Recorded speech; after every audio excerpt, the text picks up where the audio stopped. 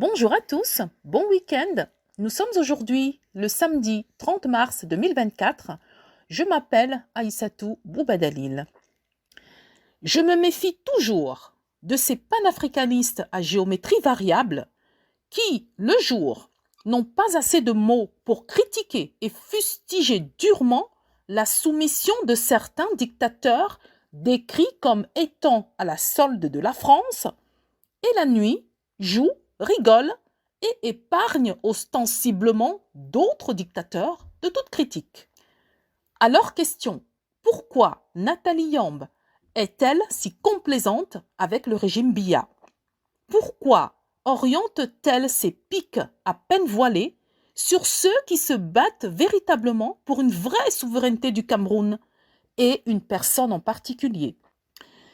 Quel est ce panafricanisme dont elle prétend être l'une des figures, qui voit toujours les pires défauts chez le voisin, mais jamais chez soi?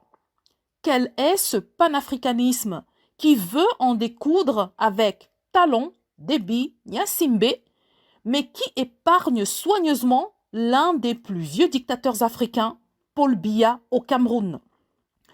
Le Cameroun serait-il un cas à part aux yeux de Madame Yamb? Ou alors, le dictateur Biya serait-il moins pire que les autres, dont elle ne ménage aucun mot pour les critiquer? Tout comme Madame Yamb dénonce avec la dernière énergie ce qu'elle appelle la soumission des dictateurs africains à la France, serait-elle elle-même soumise au régime Biya?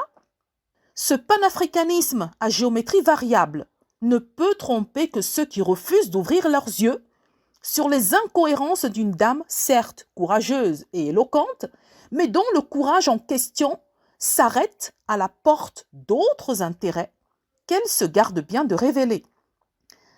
Quel est ce panafricanisme qui joue sur les émotions, qui met en avant les images fortes, qui imprime comme brûler un passeport devant les caméras, qui se veut intransigeant dans le discours, mais qui souffre de cohérence dans les actes? Pour finir, je me pose désormais la question suivante. Nathalie Yamb veut-elle vraiment que le Cameroun se libère du joug du régime Biya? A-t-elle un deal avec ce régime pour subtilement diriger ses attaques vers l'opposant camerounais qui menace véritablement cette vieille dictature? Comme elle le dit elle-même, ça va se savoir. Bonne journée à tous.